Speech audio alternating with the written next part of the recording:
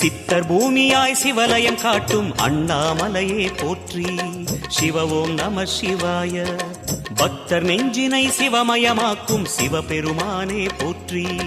ஹர ஓம் நம சிவாய.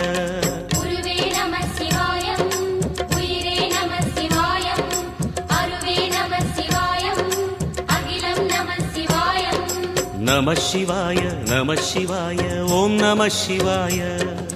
நம சிவாய நம சிவாய ஓம் நம சிவாய.